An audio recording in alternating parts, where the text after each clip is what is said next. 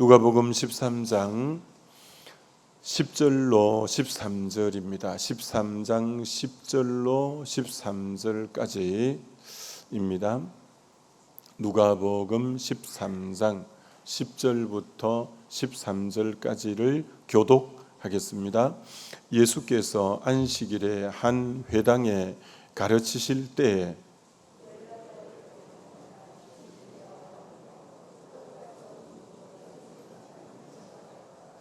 예수께서 보시고 불러 이르시되 여자여 내가 내 병에서 놓였다 하시고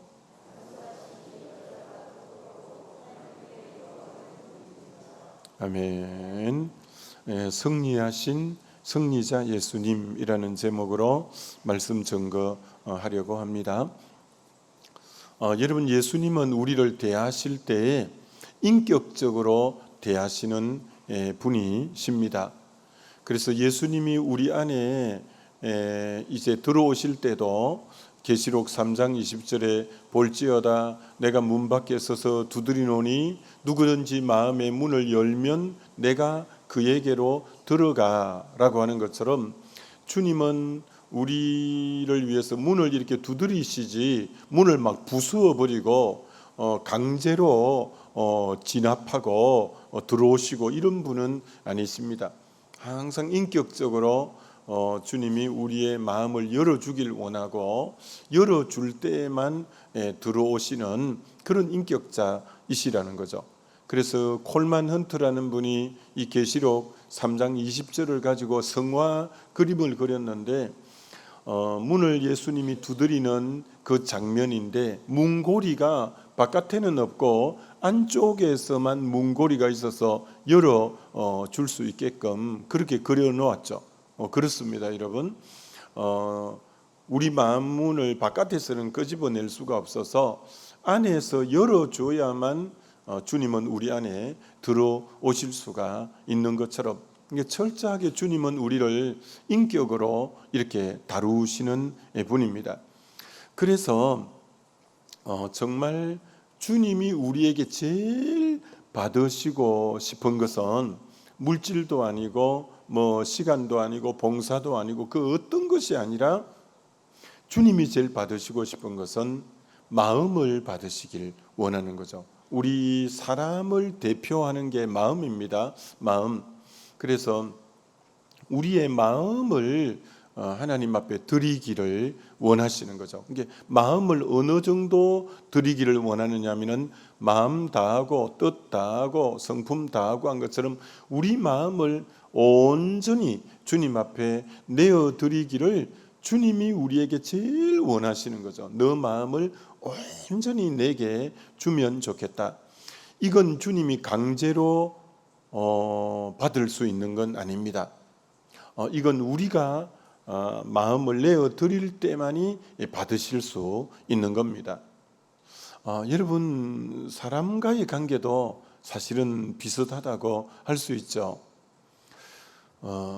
저 사람의 마음을 얻는 게 굉장히 귀하잖아요. 저 사람을 얻었다는 것은 저 사람의 마음을 얻었다는 거하고 어떤 의미로 통하는 말이기도 하잖아요. 아무리 가까이 있는 것 같아도 마음을 실제로 줄 수 없다면 그 사람과의 관계의 친밀도는 약한 거죠. 근데 마음을 이렇게 줄 수 있는 사람은 진짜 가까운 사람이고 그런 거죠.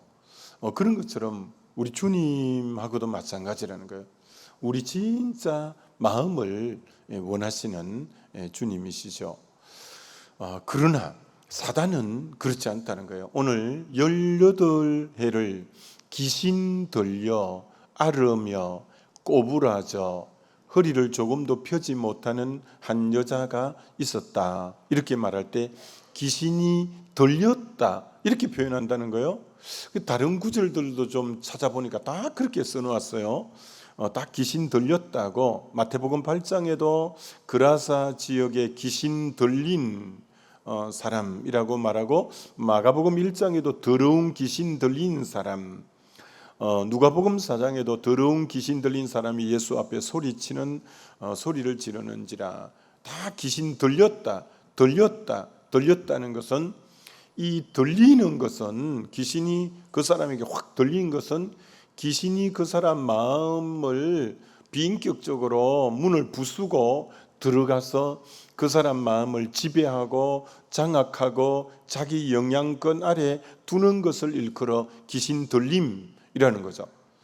그래서 우리가 간혹 누가 귀신 들렸다라고 할 때 뭐 신이 내렸다, 자기는 원치 않는데 막 신을 안 받으려니까 병을 주고 막 죽이려고 하고, 그래서 도저히 어쩔 수 없어서 신내림을 받았다, 이렇게 얘기하는 사람을 간혹 듣고 하는데, 신내림을 안 받으니까 몸이 그렇게 아파 죽을 지경이고 우한질고가 나서 도저히 신내림을 안 받을 수 없어서 받았다 할 때 다 비인격적이에요.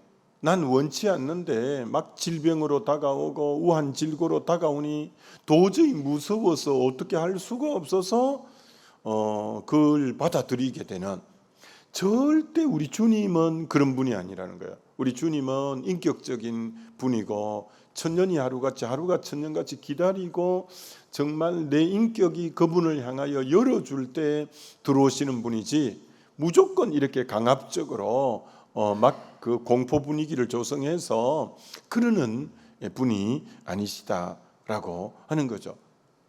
그래서 우리 주님이 너무 고마운 거죠. 우리를, 참 부족한 우리를 인격적으로 대해 주시는 것이 얼마나 고맙고 얼마나 감사한 일인지 모르죠.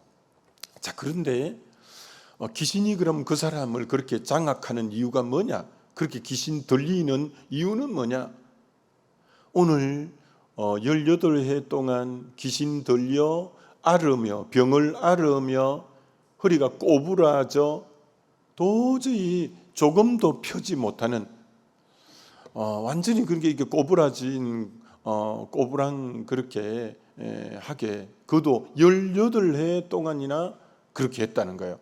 그러니까 이 마귀 사단 귀신의 존재의 목적, 사명 선언문이 요한복음 10장 10절이잖아요.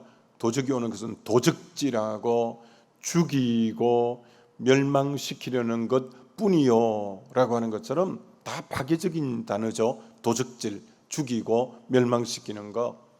그래서 귀신이 들려서 좋아지는 법이 절대 없어요. 귀신이 들려서 병을 앓게 되었고, 그것 때문에 꼬부라지게 되고 조금도 펴지 못하는, 완전히 지배당하고 억압당하고 질서가 없고 자유가 없고 억눌림, 그게 이제 귀신 들린 자의 특징이라는 거예요. 그래서 제가 성경을 쭉 펼쳐놓고 어제 한번 쭉 점검해 봤어요.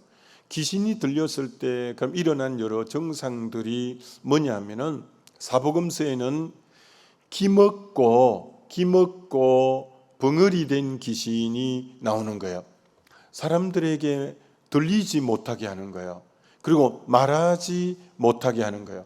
근데 예수님이 이 기먹고 이 벙어리 된 귀신아, 그 사람에게서 나가라 하고 귀신이 나가니까 귀가 들리고 말을 하게 되는, 오늘 본문에는 허리를 꼬부라지게 해서 18년 동안 그렇게 억압을 했지만, 어떤 사람에게는 귀가 안 들리게 하고 그리고 말을 못하게 하는 그런 사람에게 안 좋은 영향을 끼치는 존재가 이제 귀신이라는 거예요.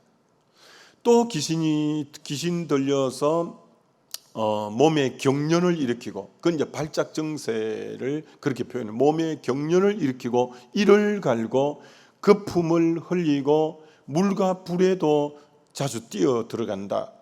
이게 참 얼마나 이게 못할 짓이에요. 이 사람이 경련을 일으켜 발작을 일으키고 이를 갈고 거품을 확 흘리고 주로 이제 간질 증세 같은 것을 이렇게 하는 거예요. 그리고는 막 물과 불에도 막 들어가고, 귀신이 그렇게 한다는 거예요.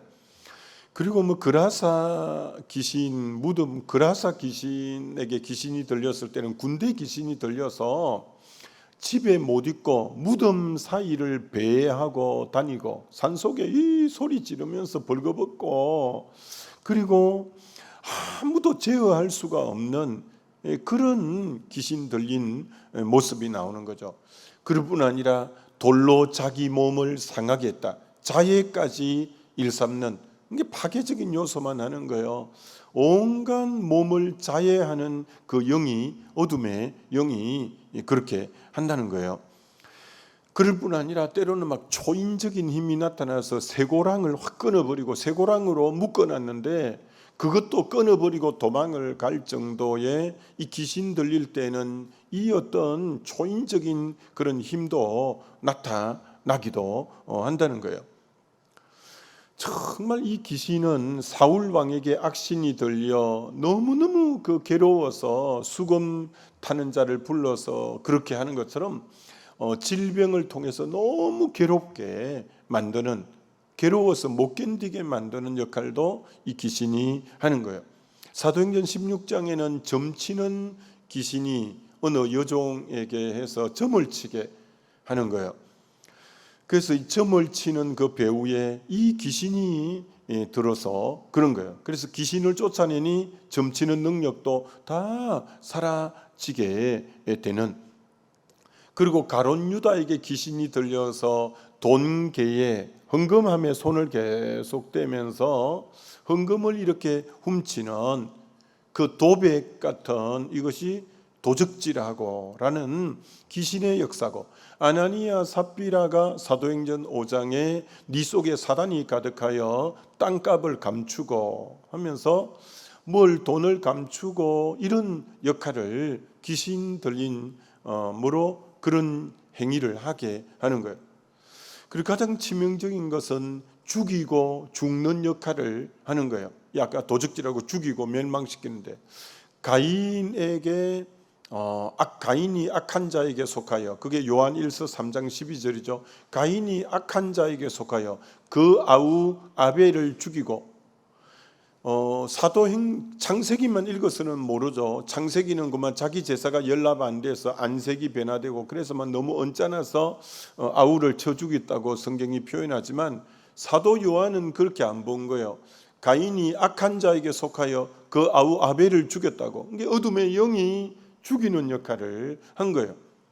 사울 왕에게 악신이 임해서 제사장 85인을 죽인 배후의 세력이 이제 귀신 사단이라는 거예요. 그리고 남만 죽이는 게 아니라 가룟 유다에게 목매달아 죽게끔 계속 이제 죽이게 하는 역할을 하는 존재가 바로 이 사단이라는 거예요. 그러니까 자살의 영이, 이 귀신이 때로는 자살의 영이에요. 계속 죽으라고 이렇게 부추기는 영이 이 어둠의 영이다, 이렇게 말을 하는 거예요. 그리고 이 귀신 들린 자는 예수님을 볼 때 당신은 하나님의 거룩한 자니다 라고 알아보는 거예요. 이게 때로는 예수님만 알아보는 게 아니라 주님을 잘 믿는 성도도 귀신이 알아볼 때도 있곤 하는 거죠. 이게 하나님은 사람을 사랑하는 존재로 지었지 사용하려고, 이용해 먹으려고 사람을 지은 것이 아닌데, 사단은 사람을 이용하려고 드는 존재인 거예요. 그래서 정말 죽이면 자기가 안 죽이고 가인을 통해서 죽이는 통로로 그를 장악해 가지고 자기 목적을 달성하고, 사울을 이제 장악해 가지고 사람을 죽이는 역할에 사울을 통해서 그 역할을 하게 하는, 그게 귀신은 사람을 자기 목적 달성을 위해서 사람을 사용해서 자기 어떤 목적을 달성하려고. 그래서 대제사장과 로마 군병을, 그 빌라도를 또 해가지고 예수를 죽이려고, 죽이면 이기는 줄 알고, 그래서 그 부추긴 영도 이 어둠의 영이에요. 그게 여인의 후손의 발꿈치만 드는 건데도, 자기 머리가 깨어지는 건데도 그걸 미처 못 보는 게 이 어둠의 영이라는 거예요. 자, 그럼 이처럼 이 사단 마귀 귀신은 인간에게 너무너무 파괴적이고 악한 역할을 하는 거예요. 근데 뭐 귀신만 있으면 우리가 이 땅에 어떻게 살겠어요? 근데 이제 예수님이 오신 거죠. 예수님이 오신 거죠. 오늘 예수님이 그 여인의 허리를 내가 명하노니 이제 너는 허리가 펴져라 하니까 허리가 펴진 거예요. 이제 그 전에 귀신이 떠나갔겠죠. 그 내용은 기록하지 않았지만, 주님은 결박되어 있고 지배당한 우리를 자유케 하기 위해서 오신 거죠. 그래서 요한복음 8장에 아들이 너희를 자유케 하리라, 그리고 진리가 너희를 자유케 하리라. 주님은 우리에게 자유케 하시기 위해서 오셨죠. 주님은 누가복음 4장에 희년을 선포하기 위해서 희년을 주시는, 정말 우리에게 진정한 자유가 희년 때가 되면, 50년째가 되면 종으로 있던 사람도 전부 자유케 되고 빚도 다 탕감되고 다 이렇게 자유케 되는 것처럼, 그래서 농토도 다 새로 받을 수 있고 하는 것처럼 예수님이 은혜의 해를 선포한다는 그 은혜의 해가 희년을 나타낸 거예요. 진정한 우리에게 희년, 모든 걸 회복시키고 자유케 되고 그렇게 하시기 위해서 오신 분이 바로 예수 그리스도시다라는 거예요. 자, 그럼 이런 모든 귀신이 활동하고 이렇게 많은 어려움을 겪고 하는 그 모든 뿌리는 사실은 뭐냐면은 죄가 가장 근원적 문제예요. 왜 그런지 아세요? 제가 왜 방금 이 악한 영이 어려움을 줬는데 왜 죄가 문제라고 할까요? 요한일서 3장 8절에 죄를 짓는 자마다 마귀에게 속하나니, 너무 중요한 구절이에요. 죄를 짓는 자마다 마귀에게 속하나니. 왜 마귀에게 속하게 됐냐? 죄 때문에 그렇다는 거예요. 죄 때문에 그렇다는 거예요. 그래서 여러분, 이 죄가 되게 무서운 거예요. 죄가 마귀가 틈을 타고 마귀가 장악할 근거지를 마련해 주는 게 죄라는 거예요. 죄. 그래서 예수님이 이 땅에 오신 목적이 뭐냐면 두 가지 때문에 딱 오신 거예요. 바로 첫 번째가 마태복음 1장 21절, 예수님의 이름 자체가 자신의 사명을 나타내죠. 아들을 낳으리니 이름을 예수라 하라. 이는 그가 자기 백성을 저희 죄에서 구원할 자이십니다. 이게 예수님이 오신 목적이 이름에 나타났는데, 자기 백성을 저희 죄에서 구원할 자, 이게 이제 뭐 예수님의 오신 가장 큰 부분인데, 그럼 이걸 어떻게 성취하느냐? 바로 십자가를 통해서 성취한 거죠. 십자가에서 우리 죄를 대속함으로 이제 그 죄 문제를 실제적으로 해결하신 분이 바로 예수님이시다라는 거예요. 여러분, 죄가 해결되면 마귀는 힘을 못 써요. 부끄러운 옛날 시골 살 때, 옛날에 얼마나 가난하게 살고, 옛날 시골집에는 여러분 그 마당에 그름더미도 있고, 저 사랑채 그쪽에는 소마구간도 있고, 재래식 화장실도 저기 있고, 그래서 요즘의 위생 환경에 비해서 집안에 그름더미가 있으니 뭐 파리떼들도 많죠. 그래서 소마구간도 있고 재래식 화장실도 있으니까 그렇죠. 옛날엔 다 그렇게 했잖아요. 그러다 보니 집에 파리도 뭐 파리하고 같이 사는 거죠 뭐. 그런데 초등학교 늦게 왔을 때, 그때는 냉장고도 없을 때 아니에요. 이 보리밥 같은 걸 해서 소쿠리에 담아서 그 지붕 밑에 달아 놓은 것 같아요. 그 바람이 약간 부는. 그러면 학교 갔다 와서 그 식은 밥, 그 보리밥 같은 거 찬물에 해가지고 김치 한두 가닥하고 이렇게 먹었던 기억이 나요. 그럼 아직 어리니까 그거 먹었으면 빨리 그릇도 깨끗하게 치우고 이래야 되는데, 밥 먹은 대로 또 놔두고 지저분한 거 놔두면 나중에 보면 파리떼가 막 앉아 있는 걸 보는 거예요. 이런 지저분한 게 있으니까 파리떼가 새까맣게 달라붙어 있는 거예요. 근데 그 상을 깨끗하게 다 치우고 그릇을 씻고 뭐 다시 했다면 그 상에 파리떼가 안 오는 거예요. 이미 깨끗하게 행주 갖고 다 깨끗하게 치워버렸기 때문에. 마찬가지라는 거예요. 이 사단은 누구에게 잘 틈타느냐면은 죄의 근거지가 있으면 사단이 딱 장악하고 사단이 이 틈을 타는 존재라는 거예요. 그래서 예수님이 마귀를 쫓고 이런 것 전에 제일 근원적으로 우리에게 하신 일이 뭐냐면 죄의 문제를 해결해 주시는 부분이 제일 중요하다는 거예요. 그래야 사단이 힘을 잃어버리게 되는 거죠. 여러분, 그래서 인간의 사실은 에덴 동산의 그 본질적인 근원적 문제, 인간의 근원적 문제는 세 가지예요. 에덴 동산의 세 가지 문제잖아요. 선악과를 따먹은 죄의 문제, 따먹음으로 선악과 따먹으로 정령 죽으리라, 그 죄의 결과로 사망.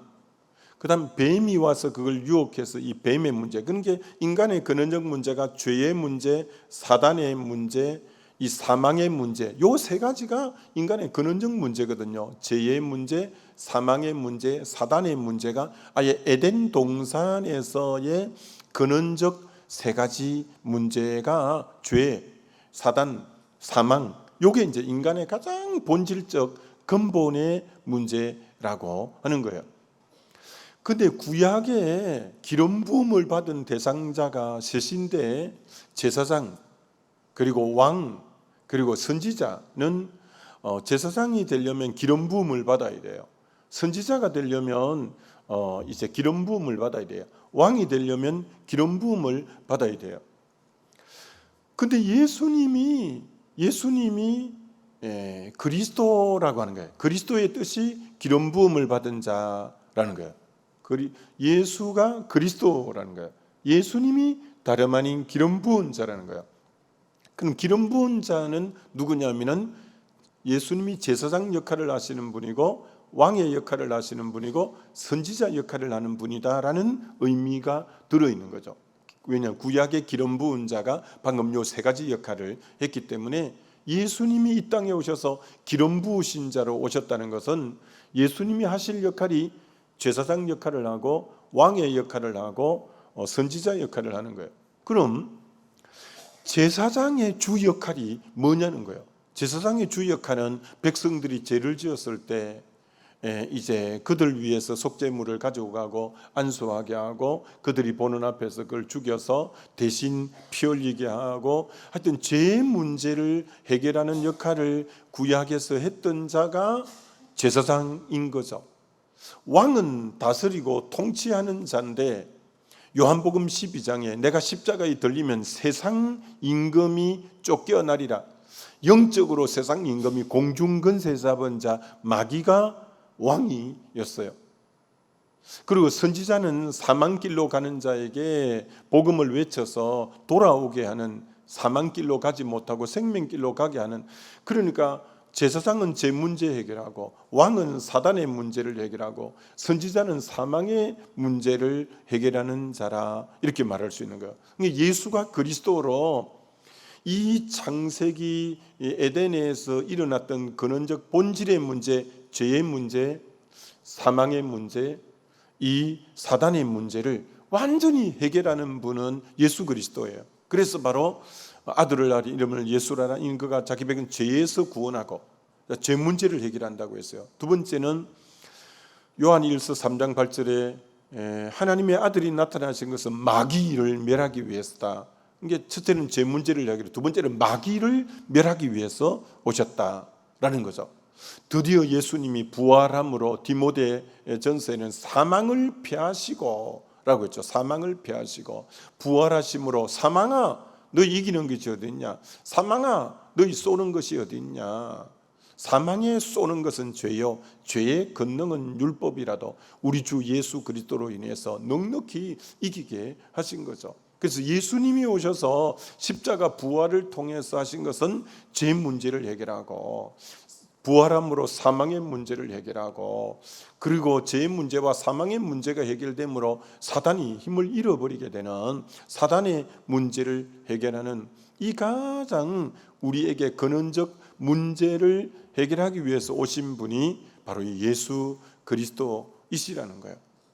얼마나 감사한지 모르죠. 그래서 예수님이 오셔서 이제 사단 마귀 그리고 이 죄의 사망을 해결했기 때문에 골로새서 2장 15절에는 정사와 근세를 벗어버려, 그걸 현대인의 성경에는 사단의 근세를 꺾어버리고 십자가로 승리하셨느니라. 이게 주님의 십자가 부활을 통해서 사단의 모든 세력을 이제 완전히 승리하고 이기신 분이 예수 그리스도시다라는 거예요. 예수 그리스도. 그렇기 때문에 사단은, 제가 자주 말했죠, 사단 마귀는 지금 예수님의 십자가 부활을 통해서 사형 선고를 받았고 지금 조금 미력하게 남아 있는데 주님 재림하실 때 사형 집행이 되어서 영원한 불못으로 던져질 거라고 했죠. 그래서 지금은 그러면 이제 우리는 그러면 사단에 대해서 어떻게 해야 되는가?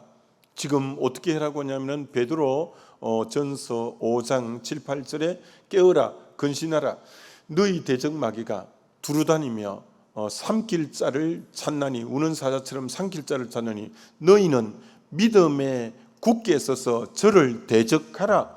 지금은 이제 예수 이름으로 대적하면 되는 거죠. 야고보서 4장 7절에 마귀를 대적하라, 그리하면 너희를 피하리라. 마귀는 이제 우리를 두려워하는 존재가 된 거죠. 우리 안에는 승리하신 성령이 계시고 예수 그리스도 이름이 있기 때문에 사단은 우리를 두려워하는 존재가 사단이라는 거예요.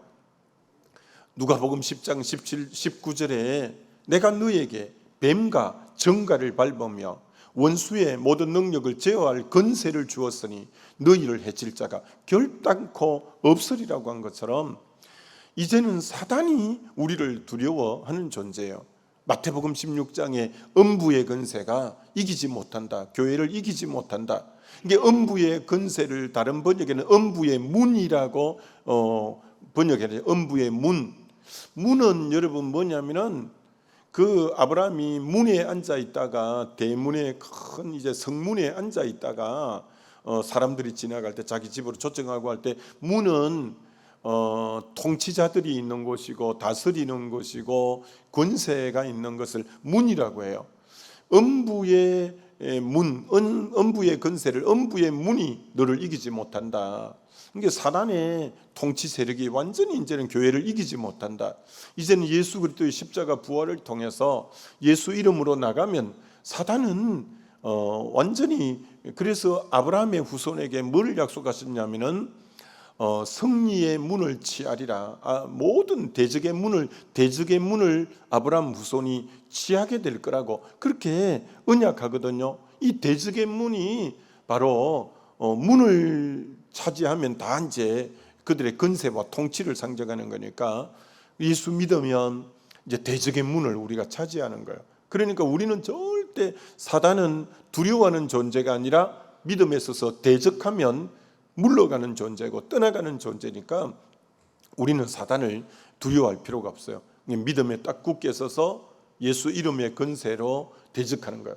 여러분, 예수 이름의 권세가 엄청난 거예요. 예수 이름의 권세가. 여러분, 사내들의 공회 의원들이 사도행전 4장에 나와요. 사내들의 공회 의원들이 베드로 요한 보고 하룻밤을 구속해 놓고 그 다음 내보낼 때 다시는 예수의 이름으로 가르치지 말고 그 도를 전하지 말라. 뭘 전하지 말라는, 예수의 이름을 전하지 말고 가르치지 말라는 거예요. 왜? 예수의 이름이 권세라는 걸 아는 거예요. 저들도 아는 거예요. 예수의 이름. 그래서 예수의 이름으로 다시는 말하지 말라. 오늘 저와 여러분에게, 예수 믿는 우리에게 자녀의 이 오소리티, 권세를 주었어요. 권세를 주었어요. 예수 이름의 권세를 주었어요. 이 예수 이름을 부르면 구원을 얻고, 예수 이름을 부르면 병든 자가 낫고, 예수 이름을 부르는 곳에 귀신이 떠나가고, 예수 이름, 이 이름의 권세를 우리에게 주었기 때문에 이 사단 마귀의 악한 것들은 절대 틈타지 못해요.